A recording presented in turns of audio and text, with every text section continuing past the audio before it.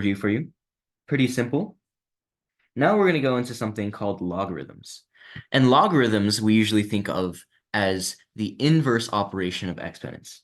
And what I mean by that is, say you have something like addition, right? We use a plus sign. What's the inverse operation of addition?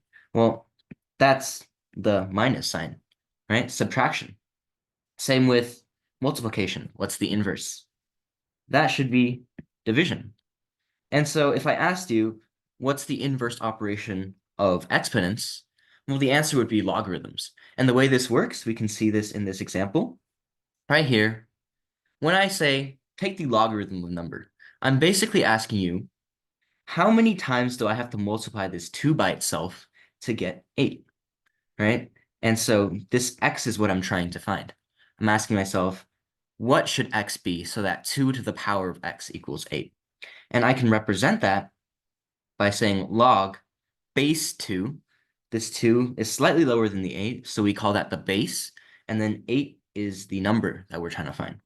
And so if we look at the exponent up here, we know that x equals 3, right? Pretty intuitively, because we know that 2 to the power of 3 equals 8.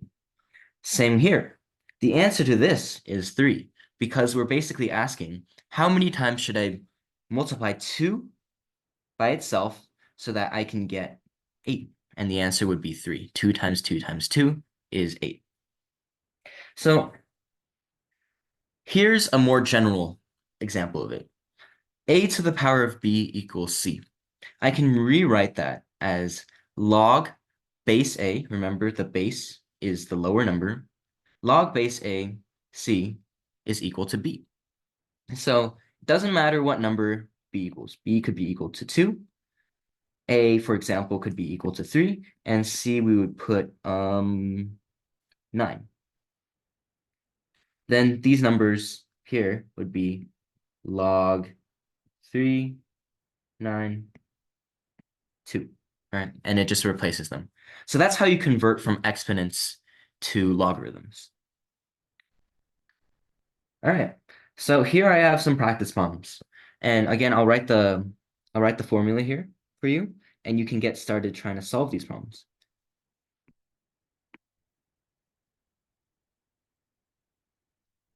Yep. So this right here is how you convert between logarithms and exponents. I want you to use that formula to solve these 3 problems. I'll give you a minute.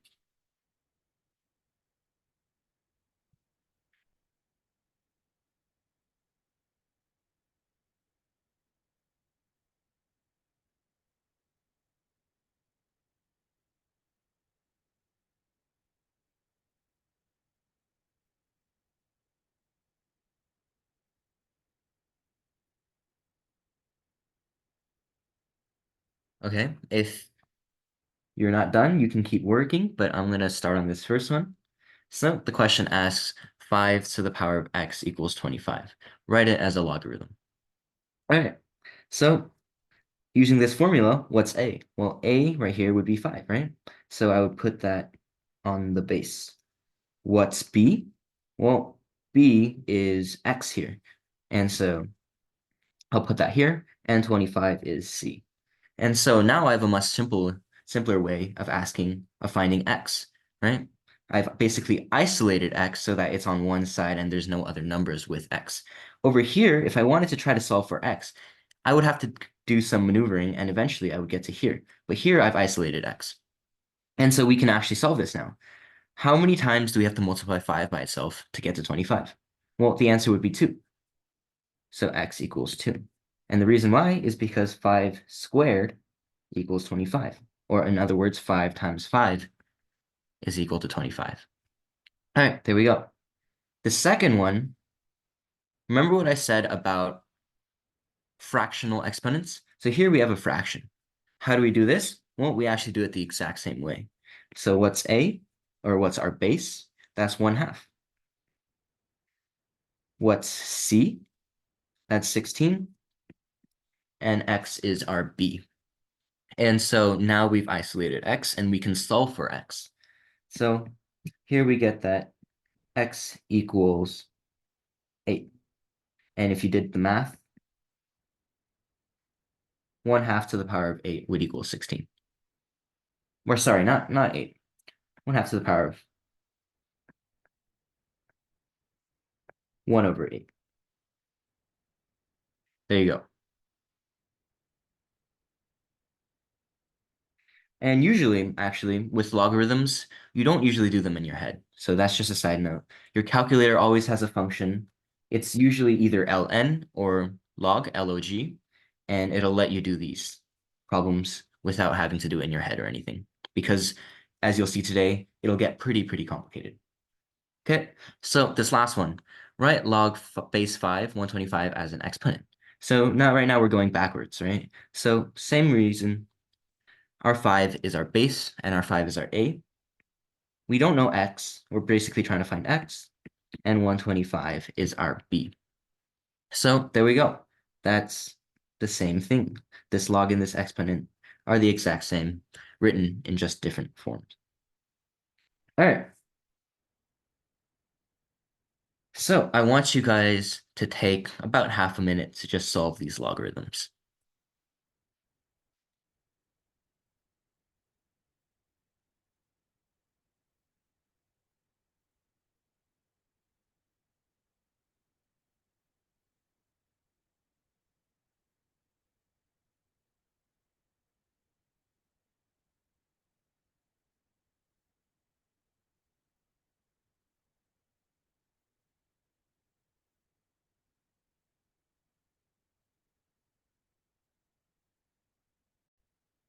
Okay.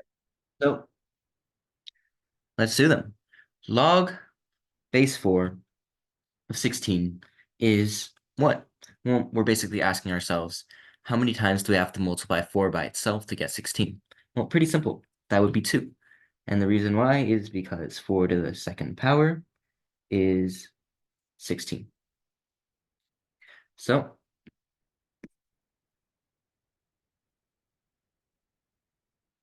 that one's done. Next one, log base 7, 49. Well, that's actually the same answer. It's 2, even though the numbers are different. 7 to the second power is still 49. And so x would equal 2. Now, this last one might have been a little bit confusing. And the reason why is because you notice that this base is actually larger than this number that we're trying to find, right? 16 is larger than 4. So how do we do this? Well, we're basically asking ourselves the question, what is x in this exponent? And I told you before, exponents can have fractions, right? Remember what we did up here? These are fractions right here. And so imagine this was x, not 1/2. If we go back to here, then we see that it's actually very similar. There you go, exactly. Good job in the chat. X equals 1/2. Why is that? Because the root of 16 is 4, right? And so that's how you would do that problem. All right. Now this next thing is interesting. We notice that logarithms can also have decimals. So what does that mean? Well, when you have an negative exponent, which we did earlier, this is basically 1 over 5 to the third, which is 1 over 125.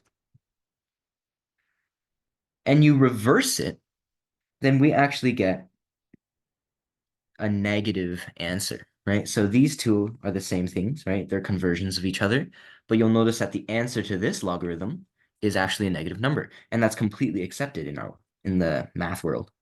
And so the way we would do something like this is we already know we're going to get a negative number because this number right here, or sorry, that number right there is a decimal, or it's a fraction, right? Which is less than 1.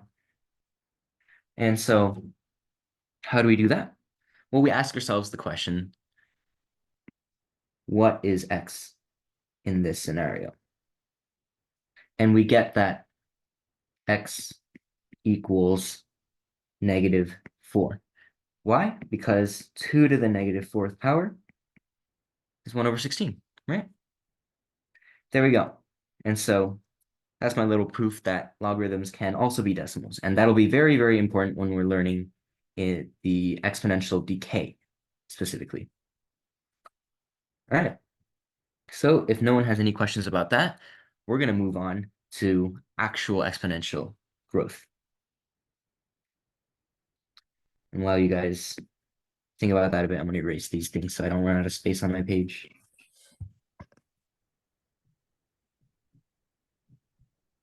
Okay, cool. Before we dive into exponential growth, I'm going to give you guys an example here. So some of you guys may have heard this one. It's a little trick question, but the question goes, a genie offers you either $1 million or a single magic penny, so 1 cent, that doubles every single day for a whole month.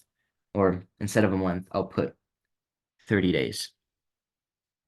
I know, Jasper, don't worry. This is definitely a very realistic question.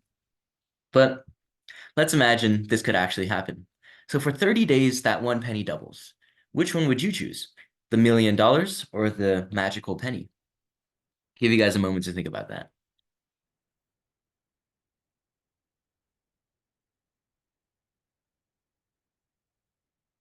All right, well, looks like we have some people that weren't fooled by the question.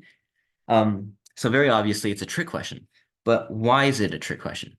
Well, $1 million seems like a ton, right? But the thing is, this is an example of exponential growth. And the reason why is because I can sort of write out the days. On day 1, you'll have $0.01, right? Or 1 cent. And on day 2, you'll have 2 cents. Day 3, you'll have 4 cents.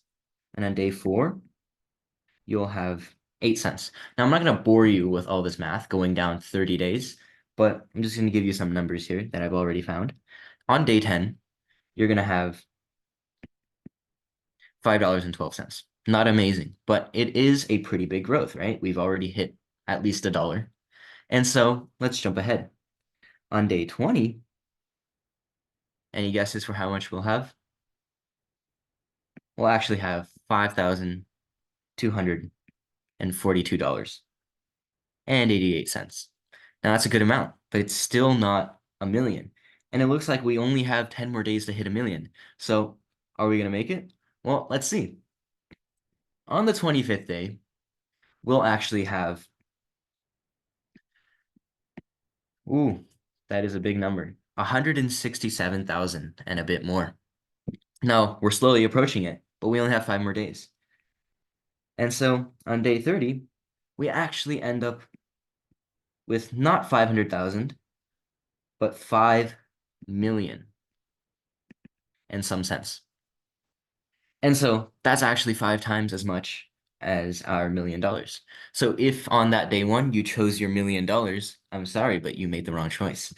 And so this is just an example of exponential growth and the power that even just doubling a penny for 30 days can have. Now, maybe it's not a very realistic situation, but now we'll come across a next situation that might be more. And it's this problem about mice. So how mice reproduce? Well, they actually double, right?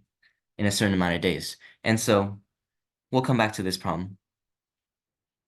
But first, I'm going to provide you guys with this function that we use, or this general form of exponential growth that we use. And so it goes y of t, so y as a function of t, is equal to a times e to the power of k times t. Okay, well, that's a mouthful, but let's go through each of these variables and see what they mean. So a represents your starting value, your initial value. So in the penny problem, that would be 1 cent because your starting value was exactly 1 cent. K is your rate of growth. T is time, right? So we were using days in our previous problem. It could be hours, it could be seconds, it could be years. And E is this special number called Euler's number. And I'm not going to go too into depth. There might be a lesson coming up soon about Euler's number, but it's a very special number. And the best way I can describe it is similar to pi. Not in the sense that they're the same number, but in the sense that they're both irrational numbers. And what that means is pi is 3.1415, and on and on and on. I don't have it memorized because that would literally be impossible. The decimals go on forever and they never repeat. And same with e. E is 2.718, and it keeps going on forever. And so they look like pretty arbitrary numbers, but as we know, pi actually has a very important role in finding the area of circles, right? Because the area of a circle is pi r squared. We literally cannot find the area of a circle, not accurately, without the number pi. And so this arbitrary value of pi is actually very important, and it has a role in certain things such as finding the area of a circle. And same goes for e. E, its role comes along when we're trying to find exponential growth. And I'm not going to show you guys how we get to the number e, because that's very, very complicated math, but just know that it plays its role. There's also another thing that happens with e. Whenever we write log to the base of e to something, we actually can just write ln. So, for example, log base e of x is just ln x. It's just a simple way of us writing ln. So if you see me writing this weird notation here, that basically just means log of e. All right. So now we can move on to that practice problem that I showed you guys earlier with the mice. Okay. So the question asks, 2 months ago, you had 3 mice, and you now have 18. So what was their rate of growth? So assuming you let them grow, you let them reproduce, how quickly, basically, did they grow? How would I solve this? Well, I would just use that equation that I wrote earlier. Y of t is equal to A times E K T. And we already have some numbers. For example, we know A. A is 3, right? Because 2 months ago you had 3 mice. That's our starting value. E we already know is 2.7, whatever. We can ignore that. K is your rate of growth, and we actually don't know that. That's what we're trying to find. T is 2 months because it's asking 2 months ago. So I'll just write this, 2. And we actually know this portion. We can say y of t, or sorry, just y, no t. That's 18. Because that's how much we have right now. That's what we're trying to find. And so from all this information, we can rewrite our equation. Y equals 3 times E K times 2. Okay? And we can actually solve this. But like I said before, a lot of logarithms that you use are going to be solved with a calculator because you can't do it in your head, especially when you have the number e, which is irrational, and there's no way you can compute an irrational number. And so I'll write it out algebraically first, but most likely you're going to be solving it with a calculator. Actually, I'm going to replace this y with 18 since we already know it's 18. And so how do I do this? Well, I'm trying to find k, right? That's what I'm trying to find. So now I'm trying to isolate k, just like in normal algebra. And so I'll divide both sides by 3, divide this by 3, divide this by 3. I get 6 equals e 2 times k. All right, now where do I go from this? Well, if you know your logarithm rules, you know that you can actually take ln of e, and that is the same thing as 1. So I'm going to take ln of both sides of this equation. So let's bring it out here. Ln of 6 equals ln of e, all of this to the power of 2k. Or sorry, this is multiplied by 2k. And so this goes to 1, like I explained earlier, and you just get ln of 6 equals 2k. And therefore k equals ln of 6 over 2. Now, it's generally accepted when you have logarithms to just leave it like it is right now. You don't actually have to compute the logarithm because you need a calculator to do it. Now, if you're very curious, I have my calculator with me. And so I'm going to show you what this number would come out to. And the answer here would be 0.89588. And so that's your rate of growth. Now, it doesn't actually specifically mean anything. I'll show you a situation later where it actually does mean something, but just remember that this is your rate of growth. And we can actually use it to solve the second problem. Now, this question asks you, how many mice will there be 2 months from now, assuming that they still grow at the same rate? How would I do this? Well, I know that my initial was, what did I say? A equals 3. My initial value is 3. I have my E. I have my T. But now I know my K, right? That's 0.89588. And now I'm trying to find Y, right? How many mice will I end up with? Y is our final value. And so how would I do this? Well, I'm going to first replace T with 2 months, or actually I would replace it with 4 months. Remember that this right here was 2 months ago. And so the starting value was actually 2 months ago. It's been 2 months, and I'm trying to find what's going to happen 2 months later. So that'll actually be 4 months, right? 2 plus 2, very obviously 4. And so I'm going to replace T with 4, representing 4 months, and then multiply that by this number, our rate that we've already found. And again, generally it would be accepted to just leave it like this. Or actually, you could compute this top part because your calculator can do that, or you can do it by hand. But it would be accepted on tests, for example, in pre-calculus, because you learn exponential growth in pre-calculus, to basically leave it in this form. But again, I will compute it on my calculator just in case you're curious.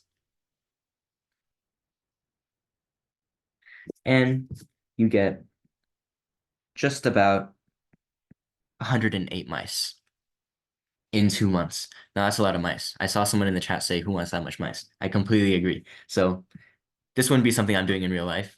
But for our purposes, there's how I would compute an exponential growth function. Now, we use that weird value of e, but there's actually a form of exponential growth that doesn't require us to use something like e.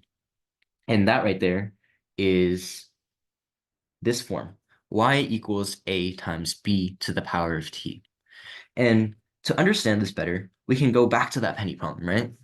The one that asked, would you rather have $1,000,000 or a magical penny that doubles for 30 days? And we can actually represent that in this form, where 0.01 or 1 cent is your initial value. It's your starting value. That's what we started with on day 1. 2 is our growth rate because we multiplied this cent by 2 every single day. And this 30 is the amount of days or t that we actually did it for. And so if we come here, we can look at it. A is our initial value, B is our rate of growth, and T is the time. And here we knew that Y came out to about something like 5 million, right? Which was crazy. But you can actually use this equation for many other things.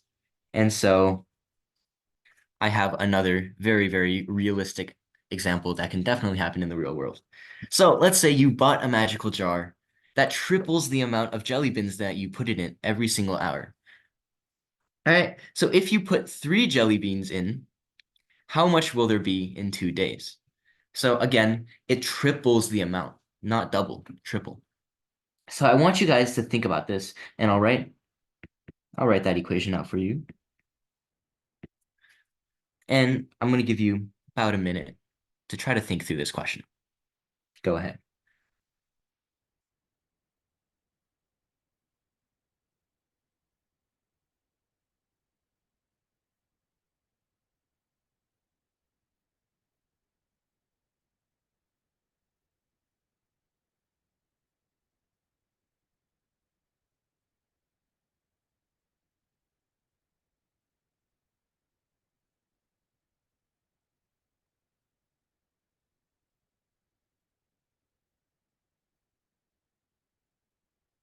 All right, well, I already saw a potential answer in the chat.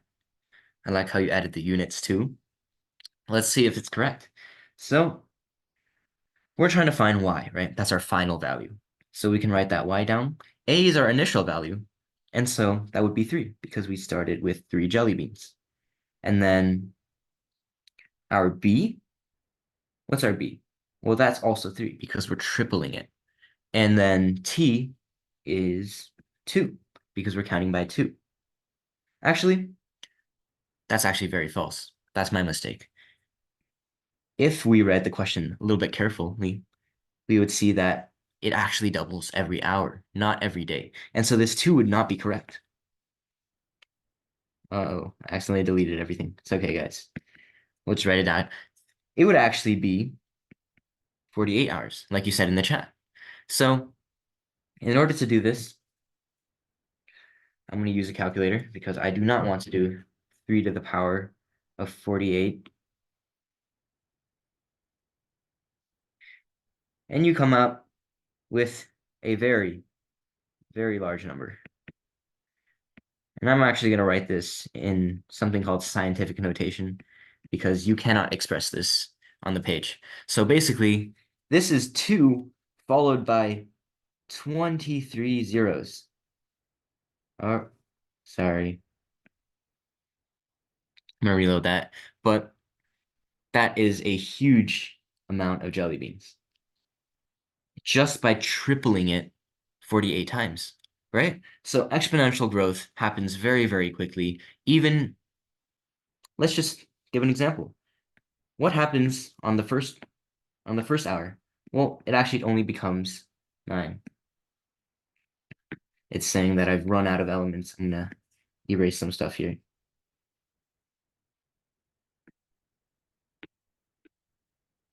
But on the first day, you have about 9. On the second day, you'll have 27. And on the 48th day, you'll have this many. Okay? Not sure why it says this is view only. Sorry guys, let me troubleshoot for a second.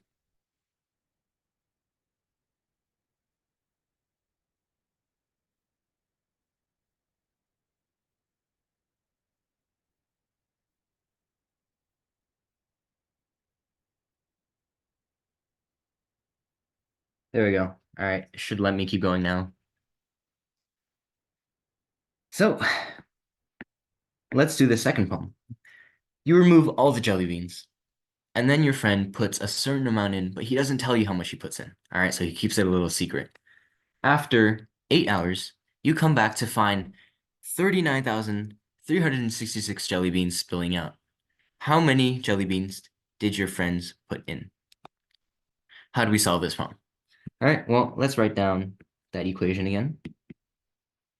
A times B to the power of t equals y. And let's fill in what we know. We know y because that's the final amount here. And do we know A? Well, we don't know A because it says here that he doesn't tell you how much he put in, so we don't know the initial value. Do we know B? Yeah, we do. It's the same jar, and it triples every hour. That's our rate. And do we know T? Yes, we do. It says 8 hours. All right, so now we can go ahead and try to solve for A. How do we do this? Well, we're going to isolate A, right? So let's do A equals 39,366 divided by 3 to the 8th power. All right, so basically, wrote one too many sixes here, ignore that. Basically, what I'm saying is divide both sides by 3 to the 8th power, right? Pretty self-explanatory, basic algebra. And so, again, I'm going to do this on my calculator. Divided by 3 to the power of 8. And we get A equals 6. So there you go. Very simple. Just using that one equation, we figured out that he started off with 6 jelly beans, and after 8 hours of it tripling, you got about 40,000. Okay, so this one last question. take a look at it. You buy another jar, so a completely separate jar, that also multiplies your jelly beans. Except this time, the vendor, the person who's selling you it, doesn't tell you by how much. So you put in 4 jelly beans, and after 4 hours, you find 16,384. What was the rate of growth? So in other words, what does it multiply by itself? So we have an answer here. They say, think it's 2 times. I want you guys to give it some thought, and then I'm going to go over how I would do this. Here's a hint. Again, we're using the same equation. This equation comes up a lot, and you can use it to solve almost every problem that looks like this.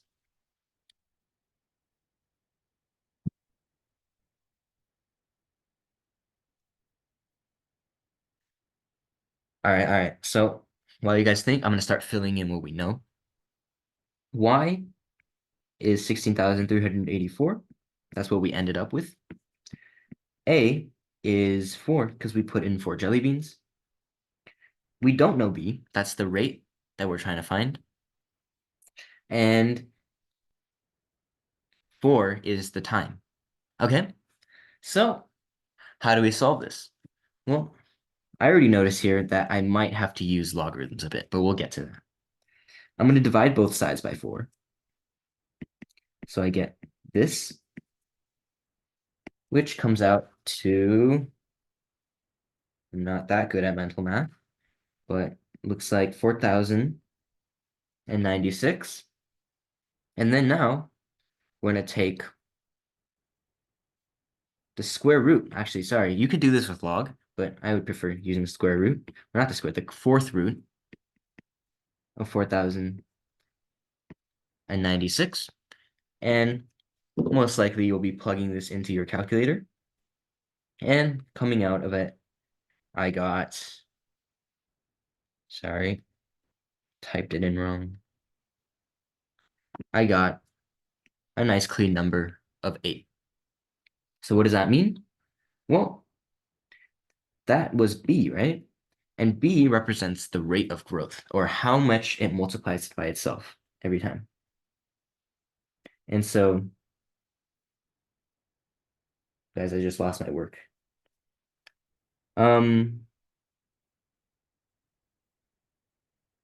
That's very unfortunate. All right, so that was B. That was how much it multiplies by itself every time. And those are 3 ways that you can use exponential growth. So we're going to go over it again. Number 1, we were trying to find y, right? What we end up with after a certain amount. And we started off with the initial value. We knew the rate, and we knew the time that we were multiplying by. We were only missing one variable, and that's why we could find it. On the second one, we were trying to find the initial value. How many did our friend put in?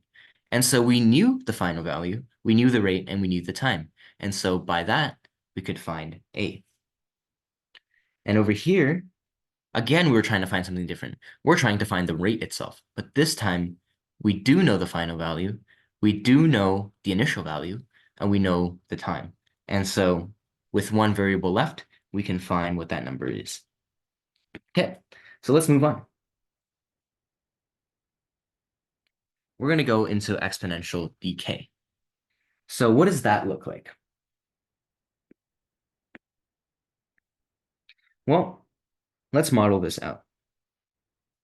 Y equals, for example, an initial value times B times T. But this time, I'm going to set a strange condition for B. I want B to be less than 0. Or sorry, not less than 0, less than 1. There we go. And if we look at what happens here, let's say A is 2 and our T is, sorry, let's say this is 0.5 and our T is maybe 3. Okay.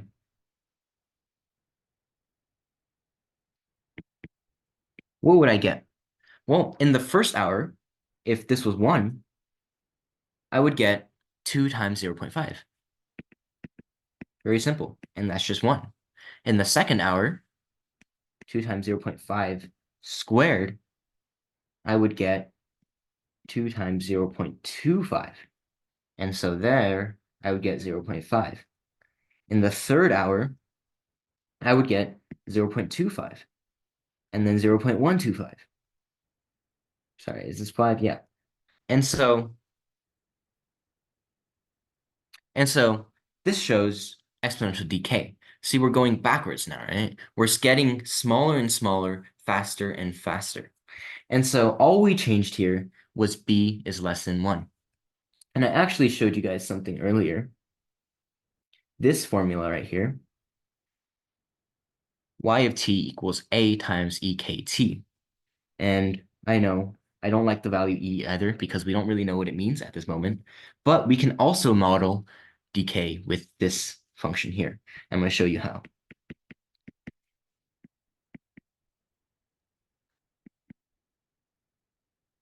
Essentially, what I want is this time, instead of b being less than 1, I want k to be less than 1. So if you think a little bit about what that would affect, is it does roughly the same thing. What happens when you have a negative exponent? Well, we saw up here, actually, I erased it all, but it's okay. And a negative exponent gives us a fraction, right?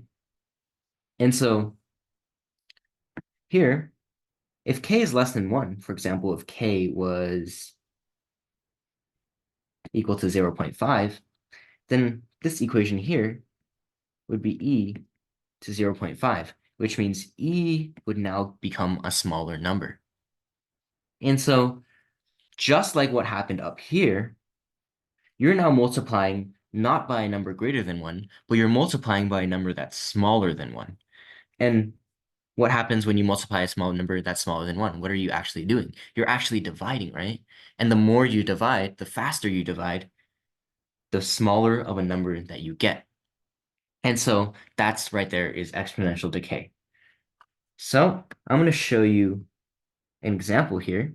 Actually, before we go here, I like to graph things out.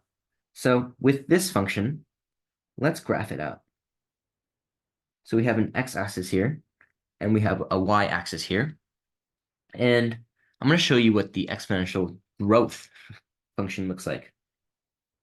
Looks a little bit like this. Now, it's not perfect because my hands are not graphing calculators, but basically what you're seeing here is at the start, you can see it's growing, right? This is slightly going up, a little bit higher, because we know that this point right here is lower than this point. So we do know it's growing, but it's growing very, very slowly. And we can compare this to a previous example, the penny problem. On this first day, you only doubled it once. It went from 1 cent to 2 cents, and that's not a very huge jump. And so that's basically what's happening here at the start of the function. But as we come to here, we can see now that from here to here, we've grown a lot more than from here to here, right? We went from here all the way to here. And so it's starting to get faster. Now, what happens when we get from here to here? Well, this right here is already all the way up here. And so just in this short span of time, we've grown this much. And so that's exponential growth. It grows faster and faster, and all of a sudden, it's going all the way up, and you don't even notice, right? So what does exponential decay look like? Well, I can draw a similar graph where I have an x-axis and a y-axis, and I can model it like, here's an example of what it would look like right there. So very similar. From here to here, you don't have a very big jump. It's decaying, it's getting slower, right? It's getting lower, but only by a little bit. So that was from here to here. From here to here, you can see that we've went down a lot more. And from here to here, well, that's already completely gone off the graph, right? This is probably going to get down here after a very, very long time. And then that right there is your decay. And so you can see that huge jumps are caused by decay, and it happens very, very quickly. So right here, I've opened up an actual graphing calculator because it can do things much better than my hand. So this is Desmos. We've actually used this in many of our lessons before, but if you haven't, it's just desmos.com/calculator, and it opens up this graph, and you can go into the text box, create functions, and all you need to do is do y equals something something x, right? That's your standard function, y equals x, and you manipulate that x to get different outputs. And so here, I've done something that looks a bit like your exponential function, right? Remember when we did our y equals a times b to the power of x? This is essentially the same thing, except you don't have an a, or you do have an a, it's just hidden. It's essentially saying 1 times 2 right there. So a would be 1. But you don't really need that because 1 is hidden. It's implied already. And so let's take a look at what this looks like. Well, like I said before, a is 1, so it starts at 1. And since you're doubling every x, at x equals 1, what would you expect? You would have expected it to double once. And so what's 1 times 2? Well, that's 2, right? And there you go. If I look here, down here at 1, and I look down up here at 2, you can see that it's about 1 as the x coordinate and 2 as the y coordinate. And so it doubled 1 time. And so let's move on to number 2. When x equals 2, what would we expect it to be? We would expect it to be at around 4, right? Or not around 4, exactly 4, because it's doubled twice. On the first day, it doubled to 2. On the second day, it doubled to 4. And so there we go. On day 3, we would expect it to be 8, right? And that's exactly where it is, right here. On the 4th day, it's all the way up to 16. And I'm not going to bore you with this, but you can see that as we go up, it grows faster and faster. And it looks like this almost might never reach, for example, 100. Like this graph doesn't look like it's going towards 100, but it actually is. Eventually, if I zoomed out far enough, it would hit 100. It would just be so high up that you could barely tell. And so that right there is exponential growth. Now, what we used was 2 as our growth factor. Now we're going to use 3.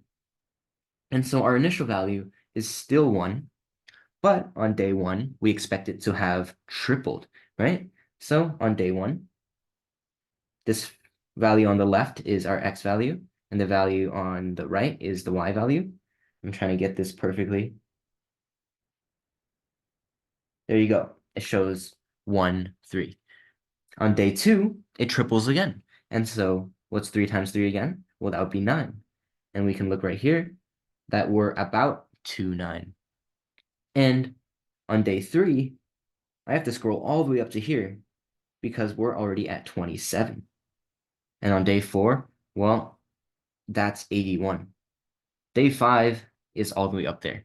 And so you can see that when you're multiplying by 2, when you're doubling every day, at 5 days, we're only at 32. But when you're tripling every day at 5 days, it's at 81. So exponential growth does in fact vary a lot depending on what your growth factor here is.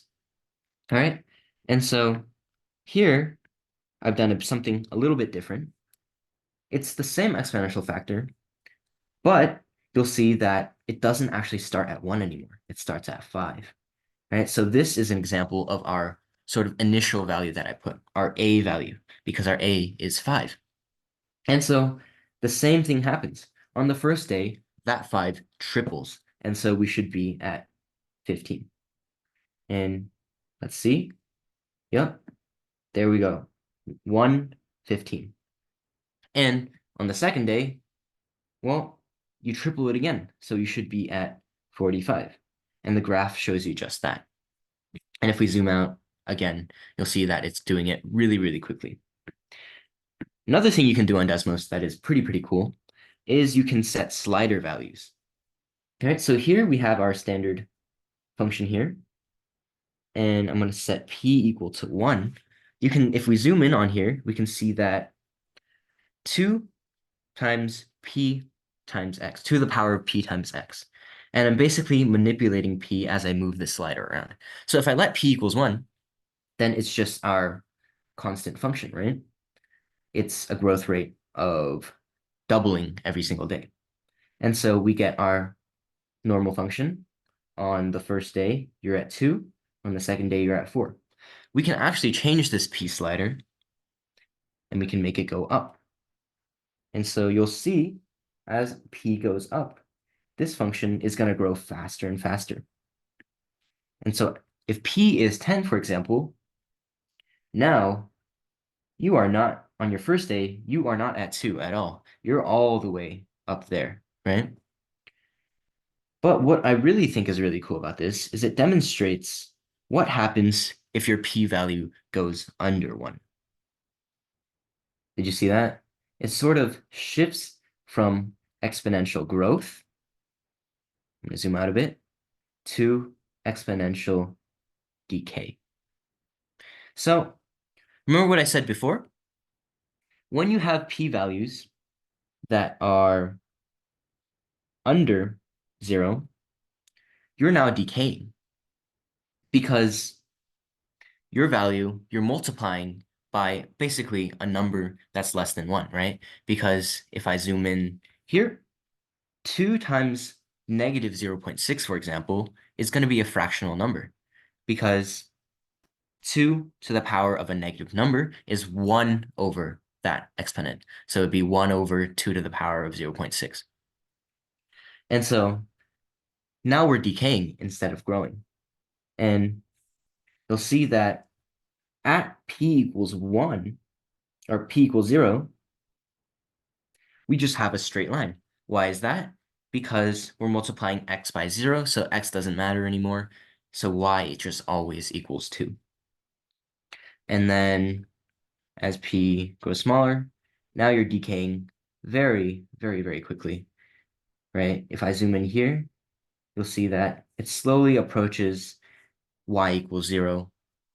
And eventually, at infinity, technically it will be at 0. But that's a topic for another time. That's actually called something called limits. We might do it soon, maybe. It's the idea of approaching infinity. But for today, that was exponential growth and exponential decay.